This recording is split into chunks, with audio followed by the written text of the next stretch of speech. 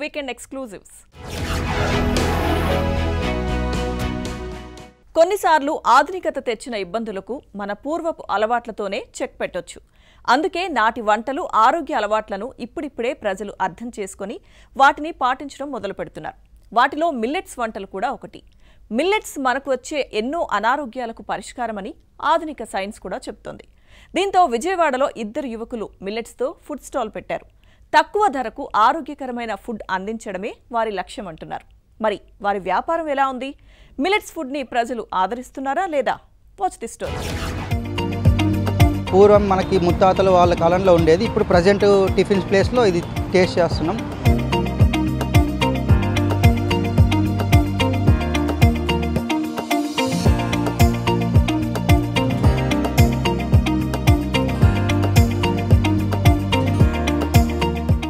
ప్రస్తుతం మారిన జీవనశైలి, అనారోగ్యకర ఆహారపు అలవాట్లు, గాడితప్పిన శారీరక శ్రమ, నిద్రలేమి తదితరాలతో అధిక రక్తపోటు, మధుమేహం, ఊబకాయం, గుండెపోటు, పక్షవాతం వంటి ప్రమాదకరమైన జబ్బులు 30 ఏళ్లు నిండకుండానే చుట్టుముడుతున్నాయి. ఒక్కసారి వీటి బారిన పడిన తర్వాత జీవనశైలి మార్పుపై దృష్టి పెట్టాల్సి వస్తోంది. నిజానికి ఆరోగ్యాన్ని సంరక్షించుకోవడంలో ఆహారం పాత్ర గణనీయంగా ఉంటుందని చెబుతున్నారు నిపుణులు. అందులోనూ తృణధాన్యాలు అద్భుత ఆహారంగా అభివర్ణిస్తారు. ఈ క్రమంలోనే విజయవాడకు చెందిన 2 యువకులు అందరికీ ఆరోగ్యకరమైన ఆహారాన్ని అందించాలనే ఆలోచనతో మిల్లెట్ రైస్ అందిస్తున్నారు. నమస్తే, నేను మీ యాలి. పాత తరం ఆహార పదార్థాలన్నా, పాత తరం వంటకాలన్నా చాలా ఇష్టపడుతూ ఉంటారు. కానీ ఉన్న తరుణంలో ఎక్కడ కూడా అది అందుబాటులో లేక చాలా వరకు వెతుకులాడుతున్నారు. కానీ అప్పటి ఆహార పదార్థాల్లో ముఖ్యంగా చిరుధాన్యాలతో చేసిన ఆహార పదార్థాలైన చద్దన్నమైన చాలా ఆరోగ్య పోషకాలు ఉన్నాయని కూడా చెప్తూ ఉంటారు. అలాంటిదే విజయవాడ గాంధీ స్టేడియం దగ్గర 2 యువకులు చద్దన్నం పేరుతో మిల్లెట్స్ ఆహారాలు అమ్మకాలు చేస్తున్నారు. అసలు ఈ ఆలోచన ఎందుకు వచ్చింది? ఇవి తింటే ఎటువంటి ప్రయోజనం ఉంటాయి? నిజంగా ఇక్కడ ఎటువంటి ఐటమ్స్ అమ్ముతున్నారు? What's the story?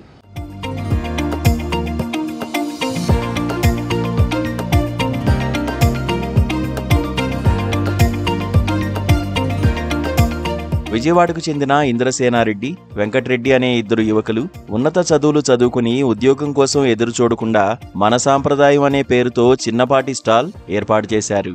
తృణధాన్యాలతో ఆహారాన్ని తయారు చేసి అతి తక్కువ ధరకే విక్రయిస్తున్నారు. ప్రజలంతా ఆరోగ్యంగా ఉండాలనే ఉద్దేశంతోనే ఈ స్టాల్ను ఏర్పాటు చేశామని వారంటున్నారు. మేము ఈ స్టాల్ని పెట్టి ఒక 5 months బ్యాక్ అవుతుంది. మెయిన్ ఈ కాన్సెప్ట్ ఏంటంటే తక్కువ ధరకి జనాలకి ఆరోగ్యకరమైన ఫుడ్ ఇద్దామని మేము ఇది స్టార్ట్ చేసాము. మన దగ్గర చాలా రకాల ఐటమ్స్ ఉంటాయి. 8 రకాల ఐటమ్స్ ఉంటాయి. కొర్రలు, సామలు, అరికెలు, జొన్న, రాగి, brown rice, red rice, quinoa, ఎక్కువ అన్ని న్యూట్రిషన్ రిచ్ ఐటమ్స్ ఎక్కువ ఉన్నాయి మన దగ్గర. మనము చాలా తక్కువ ఆయిల్, తక్కువ సాల్ట్ యూస్ చేసి మనం ఈ ఐటమ్స్ అనేవి చేస్తాము. యాక్చువల్లీ మన విజయవాడలో చాలా తక్కువ మా హెల్త్ రిలేటెడ్ చాలా తక్కువ ఉన్నాయి స్టాల్స్ ఉన్నాయి. Food stalls. జొన్న డయాబెటీస్కి, కొర్రలు వెయిట్ లాస్కి, కినోవా మూడింటికి పనిచేస్తుంది. వెయిట్ లాస్కి, హార్ట్ డిసీజ్కి, డయాబెటీస్కి అన్నిటికీ చాలా మంచిది. ఈ స్టాళ్ళు మేము చదువుకుంటుండగానే స్టార్ట్ చేసాము. ఇప్పుడు ప్రెజెంట్ అయిపోయింది. ఈ ఇయర్ అయిపోయింది. MBA అయిపోయింది, అతనిది MCA అయిపోయింది. మన కాన్సెప్ట్ మెయిన్ తక్కువ ధరకి ఇవ్వాలని, ప్రజలకు ఇవ్వాలని, ఆరోగ్యంగా ఉంచుదామని మేము ఇది స్టార్ట్ చేసాము. చాలా బాగుందన్న రెస్పాన్స్. ఇప్పటికి చాలామంది మన దగ్గర రెగ్యులర్గా ఎక్కువ మంది వస్తుంటారు. చాలా సుదూర ప్రాంతాల నుంచి కూడా వస్తుంటారు చాలామంది. ఇక్కడ ఏర్పాటు చేసిన స్టాల్లో తృణధాన్యాలతో తయారు చేసిన చద్దన్నం ఎంతో రుచికరంగా ఉందని మిల్లెట్ రైస్ తిన్నవారు చెబుతున్నారు. ఈ స్టాల్లో అరికెలు, కొర్రల చద్దన్నం, సామలతో చేసిన చద్దన్నం, మిక్స్డ్ చద్దన్నం, సజ్జల పొంగలి, అవిసె గింజలు సహా పలు రకాల మిల్లెట్ వంటకాలను కూడా అందిస్తున్నారు. చిరుధాన్యాలతో చేసిన తీపి పదార్థాలు కూడా అందుబాటులో ఉంచారు. యాక్చువల్గా ఇక్కడ మనకు ఎర్లీ మార్నింగ్ 7 o'clock స్టార్ట్ అయ్యింది. ఇది చద్దన్నం అనే కాన్సెప్ట్ చాలా బాగుంది. యాక్చువల్గా మనకు ఇది పూర్వం మనకి ముత్తాతలు వాళ్ళ కాలంలో ఉండేది. ఇప్పుడు ప్రజెంట్ టిఫిన్స్ ప్లేస్లో ఇది టేస్ట్ చేస్తున్నాం. దీనివల్ల మెటాబాలిజం, బూస్టింగ్, ఇమ్యూనిటీ పవర్ బాగానే ఉంటుంది. అండ్ డైజెస్షన్ కూడా బాగానే ఉంటుంది.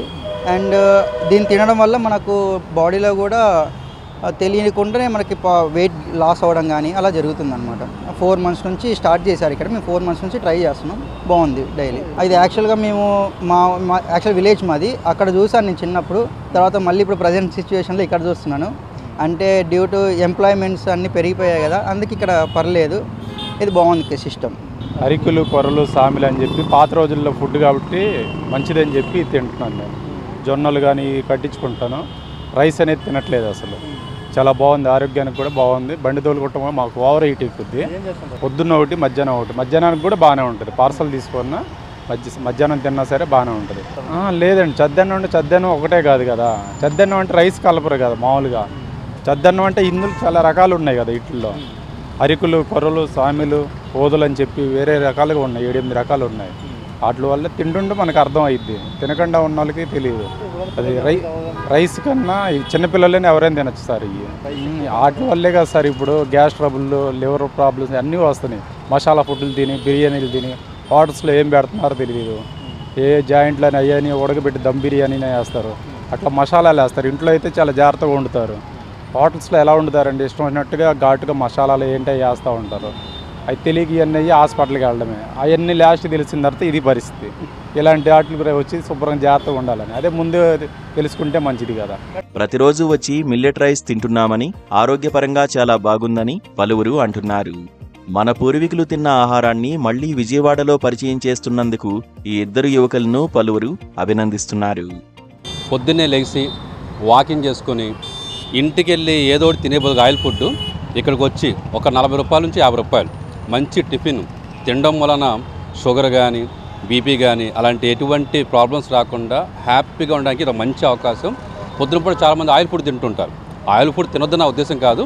ఒక ఏజ్కి వచ్చిన తర్వాత ఈ ఫుడ్ అనేది ప్రతి ఒక్కరికి ఉపయోగపడుతుంది. అంటే మన ఆరోగ్యం మన చేతిలో ఉన్నట్టుగానే పక్కన ఇందిరాగాంధీ స్టేడియం వాకింగ్ చేసుకుంటూ వచ్చి చక్కగా ఫుడ్ తింటే కనుక చాలా హెల్తీగా ఉంటుంది. ఈ ఫుడ్ మాత్రం అన్ని సెంటర్లు కనుక పెడితే కనుక మన విజయవాడ మాత్రం తప్పకుండా మంచి ఆరోగ్య విజయవాడగా తయారవుతుంది. చూశారు కదా ఆరోగ్యాన్ని పెంపొందించే ఆహారపు పదార్థాలు ఎలా ఉన్నాయో. నిజంగా ఇవి తింటే ఆరోగ్య ప్రయోజనాలు చాలా ఉన్నాయని చెప్పి కూడా వీళ్ళు చెప్తున్నారు. చిన్న కాదు పెద్ద కాదు ప్రతి ఒక్కళ్ళు ఆరోగ్యాన్ని జాగ్రత్త చూసుకోవాల్సిన బాధ్యత ప్రతి ఒక్కరికి ఉంది. ప్రతి ఒళ్ళు కూడా ఇలాంటి ఆహారపు అలవాటు చేసుకుంటే ఎటువంటి అనారోగ్యాలకు గురి కాకుండా ఉంటారు. మరో మంచి ఎపిసోడ్తో మళ్ళీ మీ ముందుకు వస్తాను. కెమెరామెన్ యూసుఫ్తో ఆలీ, విజయవాడ నుంచి.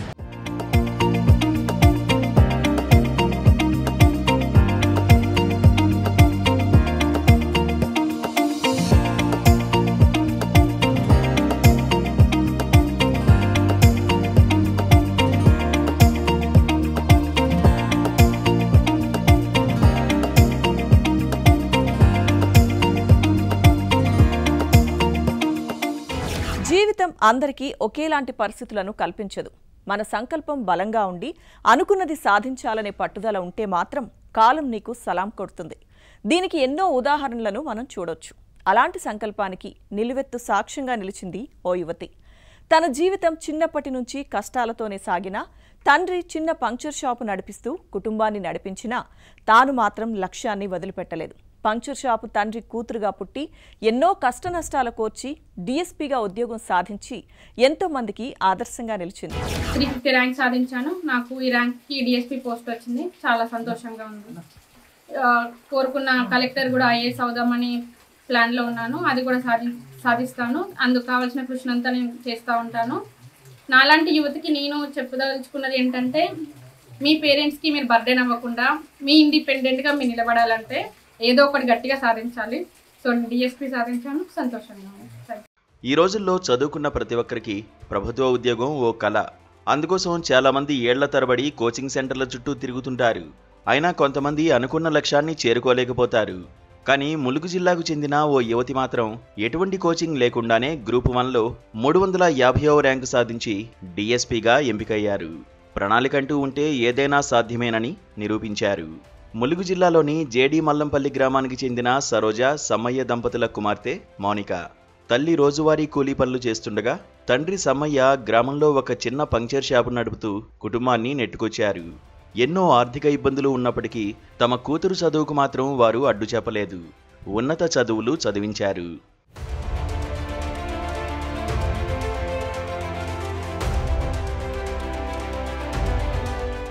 చిన్నప్పటి నుంచి తల్లిదండ్రుల శ్రమ త్యాగాలను చూసిన మౌనిక ఎలాగైనా ప్రభుత్వ ఉద్యోగం సాధించి తమ తల్లిదండ్రులకు గొప్ప జీవితాన్ని ఇవ్వాలని లక్ష్యంగా పెట్టుకున్నారు. అందుకు అనుగుణంగానే చదువును కొనసాగించారు. 2020లో డిగ్రీ పూర్తి చేసిన మౌనిక ఆ తర్వాత ఉద్యోగ సాధనపైనే పూర్తి దృష్టి సారించారు. ఆర్థిక పరిస్థితి బాగా లేకపోవడంతో పెద్ద మొత్తంలో ఫీజులు కట్టి కోచింగ్ తీసుకునే అవకాశం లేకపోవడంతో సొంతంగానే ప్రిపరేషన్ మొదలుపెట్టారు. ఇంట్లోనే చదువుకుంటూ గ్రూప్ 1 పరీక్షకు సన్నద్ధమయ్యారు.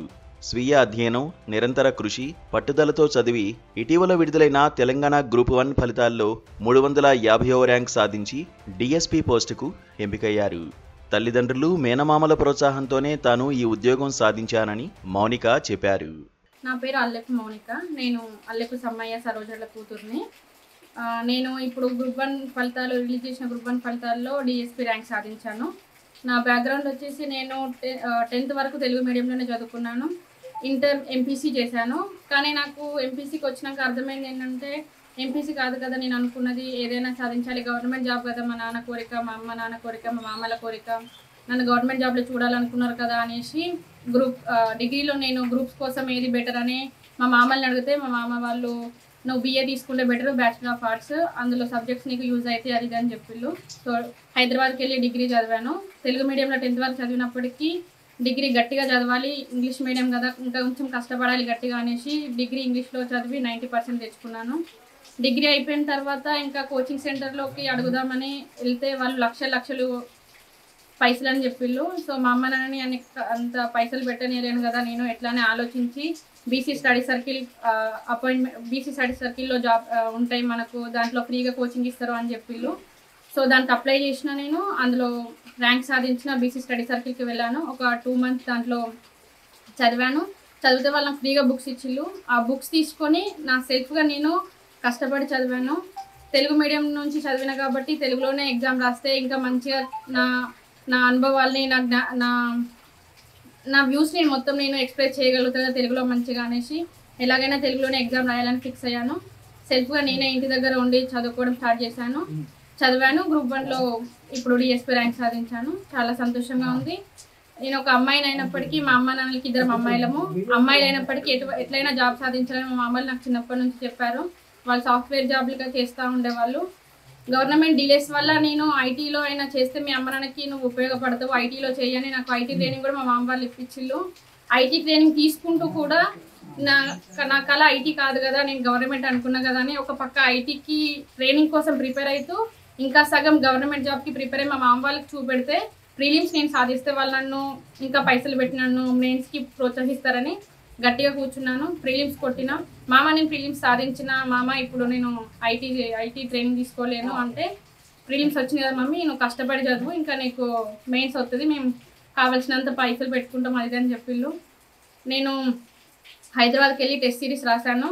చాలా టెస్ట్ సిరీస్ రాశాను. మంచి ఆన్సర్ రైటింగ్ వచ్చేదాకా టెస్ట్ సిరీస్ రాశాను.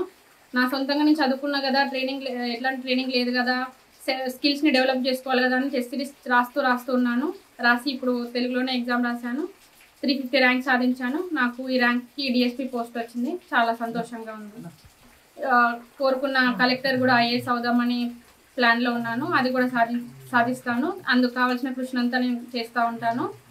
నాలాంటి యువతికి నేను చెప్పదలుచుకున్నది ఏంటంటే, మీ పేరెంట్స్కి మీరు బర్డెన్ అవ్వకుండా మీ ఇండిపెండెంట్గా మీరు నిలబడాలంటే ఏదో ఒకటి గట్టిగా సాధించాలి. సో డిఎస్పీ సాధించాను. సంతోషంగా ఉంది. మౌనిక డిఎస్పీగా ఎంపికవడం పట్ల ఆమె తల్లిదండ్రులు ఆనందం వ్యక్తం చేస్తున్నారు. చిన్నప్పటి నుంచి కష్టపడి చదివేదని, ఎప్పటికైనా IASగా ఎంపికవడమే మౌనిక లక్ష్యమని వారు చెప్తున్నారు. అల్లెపు సమ్మయ్య. మాకు 2 అమ్మాయిలు. మాది చిన్న పంచాయత్ షాప్ మల్లంపల్లిలో. పంచాయత్ షాప్ చేసుకుంటూ 2 అమ్మాయిలని చదివించుకుంటూ ఇక్కడికి వచ్చినాం. మా అమ్మాయి స్కూల్ ర్యాంకర్ ఫస్ట్ నుంచి గవర్నమెంట్ స్కూల్లో తెలుగు మీడియం చదివేది. తెలుగు మీడియం చదివి ఇక్కడి నుంచి వెళ్ళి హన్మకొండ పంపిస్తా. హన్మకొండ నుంచి హైదరాబాద్లో చదివింది. హైదరాబాద్లో జాబ్ వచ్చింది. మాకు చాలా సంతోషంగా ఉంది. కూలి పని చేసుకునేటోళ్ళమే. నాకు చదువు రాదు, మా ఆయనకు కూడా చదువు రాదు. మా అన్నదమ్ములు చదువుకున్నారు, వాళ్ళు కొంచెం జాబులు చేస్తారు, సాఫ్ట్వేర్ జాబులే చేస్తారు. మా అమ్మాయిని చూస్తే మా అన్నదమ్ములు అంతా చేయాలి, ఆడపిల్లలైనా మంచిదే, కానీ మేము చదవలే కాబట్టి నా అమ్మాయిలను చదివించుకొని వాళ్ళతో అట్టుగానే నిలబెట్టాలని నాకు ఉద్దేశం ఉంటే చదవంగా ఆ అమ్మాయి కూడా చిన్నప్పటి నుంచి మంచిగా టాపర్గానే చదివింది సిద్ధార్థ స్కూల్లో మల్లంపల్లిలో. ఇక డిగ్రీ ఇంటర్ హన్మకొండలో చదివింది. అక్కడ నుండి హైదరాబాద్కు మరి ఏం చదువుకుంటాం మమ్మీ అని తమ్ముళ్ళు ఇట్లా అడిగేది. అడిగితే నేను ఇట్లా గవర్నమెంట్ జాబ్ చదువుతా మామ అని వాళ్ళు చెప్తే వాళ్ళు ఏం చేశారు, నీకు ఎంత అయినా మంచిదే, మేము చదివిస్తాం కానీ నువ్వు చదువుని సాధించాలి, మీ తల్లిదండ్రుల పేరు నిలబెట్టాలి, మా పేరుతో నిలబెట్టాలి మమ్మీ అని నడుపు తమ్ముడు ఇట్లా తిరిగి కాలేజీ మాట్లాడి ఆమెని కాలేజీలో జాయిన్ చేసిండ్రు. మంచిగా చదవాలి మమ్మీ చదవాలని ఆమెకు హాస్టల్ ఫీజుతో కొన్ని సమ్ములు కట్టిండ్రు. ఆమె మంచిగా చదువుకున్నది, ఇప్పుడు జాబ్ చేస్తుంది.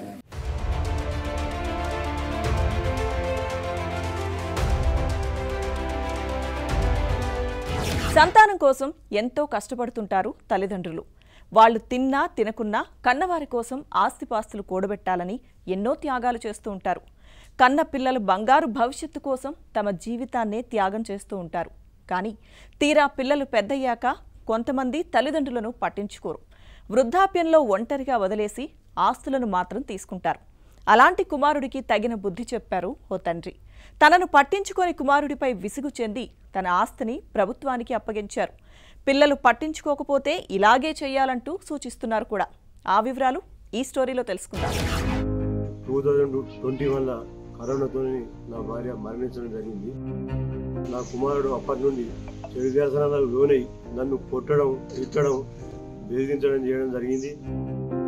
నన్ను అక్కడి మెడలు బట్టి గెంటేయడం జరిగింది. ఇంకేదైనా నా మీద దౌర్జన్యం చేసి కథ చేసి కార్ఖానా చేసి చేస్తే ఇంకా 3 ఎకరాల భూమి ఉన్నది నాకు. ఆ భూమి కూడా గవర్నమెంట్ రాసేస్తా.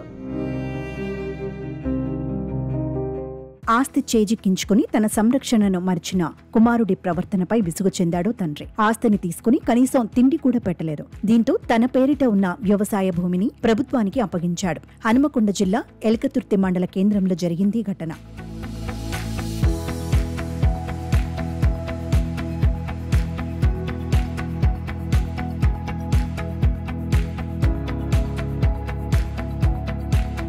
ఎల్కతుర్తికి చెందిన మాజీ ఎంపీపీ గోలి శ్యాంసుందర్ రెడ్డి, వసంత దంపతులకు ఒక కుమారుడు, ఒక కుమార్తె ఉన్నారు. శ్యాంసుందర్ రెడ్డి 2006 నుంచి 2011 వరకు ఎల్కతుర్తి ఎంపీపీగా సేవలందించారు. కుమార్తెకు వివాహం చేయగా ఆమె అమెరికాలో స్థిరపడ్డారు. కుమారుడు రంజిత్ రెడ్డి సైతం అమెరికాలో ఉద్యోగం చేసి 2016లో తిరిగి ఇండియాకు వచ్చాడు. అప్పటి నుంచి హనుమకొండలో ఉన్న సొంత ఇంట్లో భార్య, పిల్లలతో కలిసి నివసిస్తున్నాడు. శ్యాంసుందర్ రెడ్డి భార్య వసంత 2021లో మృతి చెందారు. అప్పటి నుంచి ఆయన ఎలకతుర్తిలో ఉన్న తన పాత ఇంట్లోనే ఒంటరి జీవితం గడుపుతున్నాడు. కన్నతండ్రి బాగోగులు చూడాల్సిన కుమారుడు అతన్ని పట్టించుకోవడం మానేశాడు. హనుమకొండలో తన పేర ఉన్న ఇంటిని కుమారుడు రంజిత్ రెడ్డి తన పేర రిజిస్ట్రేషన్ చేయించుకున్నాడని, అదేమని అడిగితే తనపై దాడి చేసి ఇంటి నుంచి గెంటివేశాడని శ్యాంసుందర్ రెడ్డి ఆవేదన వ్యక్తం చేశారు.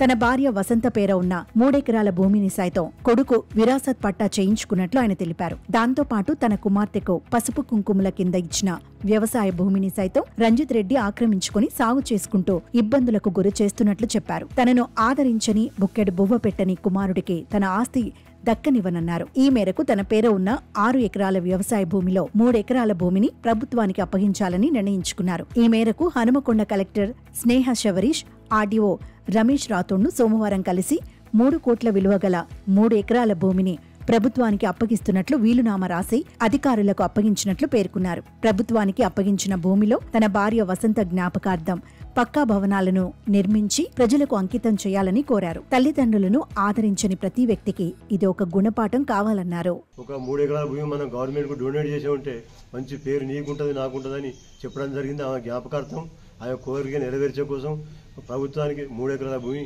ఇవ్వడం జరిగింది. రెండోది, ఇలాంటి గుణపాఠం ఈ కొడుకులు పట్టించుకున్న వాళ్ళకు, ఈ వేరే తల్లిదండ్రులు కూడా ఎవరైతే కొడుకులు పట్టించుకోరో వాళ్ళకి ఒక గట్టి గుణపాఠం కావాలి. కాబట్టి వాళ్ళు ఇప్పుడు నాకు ఈ సందర్భంలో నా భార్య చనిపోయి ఉన్నప్పుడు ఒంటరిగా జీవిస్తానా, ఒక బుక్కెడు బువ్వ కూడా నాకు పెట్టని పరిస్థితులలో ఆయన ఉన్నప్పుడు ఇంకా నేను ఎందుకు ఈ కథ ఎందుకు కార్ఖాన ఎందుకని నేను బాగా మనస్తాపానికి గురై ఈ గవర్నమెంట్కు రాసిచ్చిన, ఇంకేదైనా నా మీద దౌర్జన్యం చేసి కథ చేసి కార్ఖాన చేసి చేస్తే ఇంకా 3 ఎకరాల భూమి ఉన్నది నాకు. ఆ భూమి కూడా గవర్నమెంట్కు రాసేస్తా. అని నేను అనుకుంటానా? వీలునామా రాసిలా సార్? అది వీలునామా రాయకుండా ఇప్పుడు పేపర్ ముఖంగానే చెప్తాను కదా నేను. కాబట్టి తోటనా అది ఏంటి సార్? అది ల్యాండ్ తోట, మామిడి తోటనా సార్? తోట. సర్వే నెంబర్ ఏంటి సార్? అది గవర్నమెంట్కి చెందిన సర్వే నెంబరు 859 1 ఎకరం, 871/2 2 ఎకరాలు, మొత్తం 3 ఎకరాల భూమి. నేను నా స్వచ్ఛందంగా నాకు సంతోషం కూడా అవుతుంది నాకు. ఎందుకంటే ప్రజా ప్రయోజనార్థం ఓ కోర్టు భవనాలు కానీ ఏదైనా మనకు మంజూరైన తెలిసింది నాకు.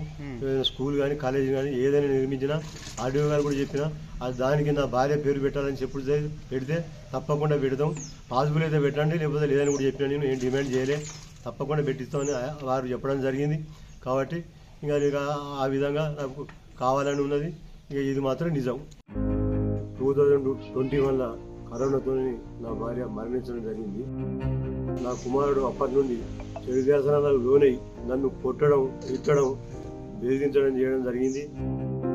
నన్ను అక్కడి నుంచి మెడలు బట్టి గెంటేయడం జరిగింది. ఇంకేదైనా నా మీద దౌర్జన్యం చేసి కథ చేసి కార్యక్రమం చేస్తే ఇంకా 3 ఎకరాల భూమి ఉన్నది నాకు. ఆ భూమి కూడా గవర్నమెంట్ రాసేస్తా. విశాఖపట్నంలో ప్రకృతి అందాలకు కొదవలేదు. అయితే ఇవేవి చాలవన్నట్లు ప్రకృతి ఓ కొత్త అందాన్ని నౌక రూపంలో తెన్నేటి పార్క్ తీరానికి తీసుకొచ్చింది. దీంతో ఇప్పుడది మంచి టూరిస్ట్ స్పాట్గా మారిపోయింది. దీన్ని నీళ్లపై తేలియాడే ఫ్లోటింగ్ రెస్టారెంట్ని పునః ప్రారంభం చేయాలని ప్రతిపాదనలు వచ్చినా ఎందుకో అది కార్యరూపం దాల్చడం లేదు. ఇదే పూర్తయితే ఓ కొత్త నీటిపై రెస్టారెంట్ అనుభూతిని పర్యాటకులు అనుభవించవచ్చు.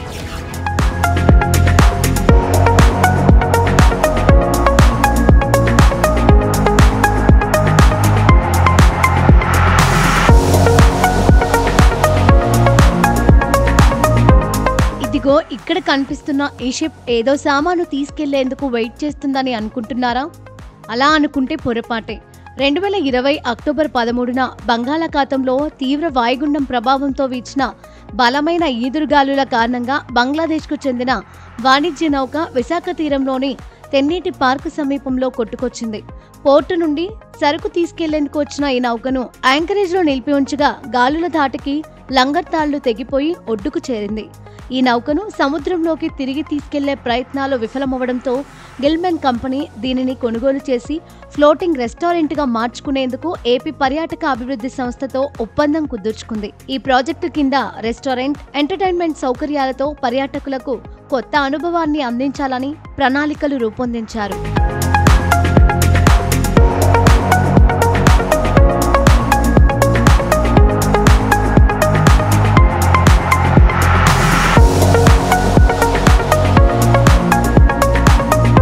అయితే సిఆర్జెడ్ పరిధిలో ఉండటం, కేంద్ర పర్యావరణ అటవీశాఖ అనుమతులు రాకపోవడంతో 5 ఏళ్లుగా ఈ ప్రాజెక్టు నిలిచిపోయింది. తెన్నేటి పార్క్ సమీపంలోని స్థలం విఎంఆర్డీఏ అటవీశాఖ భూముల కేటాయింపు కోసం కంపెనీ కోరినప్పటికీ అనుమతులు రాక ఇబ్బందులు ఎదురవుతున్నాయి. పర్యాటక శాఖ మంత్రి కందుల దుర్గేష్ స్వయంగా స్థలాన్ని పరిశీలించినప్పటికీ అనుమతుల కొరతతో ప్రాజెక్టు పురోగతి కనిపించడం లేదు. కూటమి ప్రభుత్వం అధికారంలోకి వచ్చి సంవత్సరం గడిచినా ఈ షిప్ను మెయింటైన్ చేయడం కంపెనీకి భారంగా మారింది. సంవత్సరానికి ఒకసారి పెయింటింగ్ చేస్తున్నప్పటికీ షిప్ నిర్వహణ కష్టసాధ్యంగా మారిందని కంపెనీ ప్రతినిధులు ఆవేదన వ్యక్తం చేస్తున్నారు. అయినప్పటికీ ఈ షిప్ విశాఖ తీరంలో పర్యాటక ఆకర్షణగా మారింది. తెన్నేటి పార్కును సందర్శించే పర్యాటకులు షిప్ను చూసి ఫోటోలు, వీడియోలు తీసుకుంటున్నారు. దేశంలో ఇలాంటి షిప్ సముద్ర తీరంలో ఇలా నిలిచిపోయిన ఉదాహరణ మరొకటి లేదు. అయితే లోపలికి ప్రవేశించే అవకాశం లేకపోవడంతో పర్యాటకులు నిరాశ చెందుతున్నారు. ఇప్పటికైనా అనుమతులు తీసుకొచ్చి ఈ ప్రాజెక్టును అందుబాటులోకి తీసుకురావాలని విశాఖ వాసులు, పర్యాటకులు కోరుతున్నారు. విశాఖలో ఇప్పటికే సబ్మెరైన్ మ్యూజియం వంటి నావికా సంబంధిత ఆకర్షణలు ఉన్నాయి. ఈ ఫ్లోటింగ్ రెస్టారెంట్ ప్రాజెక్టు కూడా పూర్తయితే విశాఖ టూరిజంలో మైలురాయిగా నిలుస్తుందని అంటున్నారు.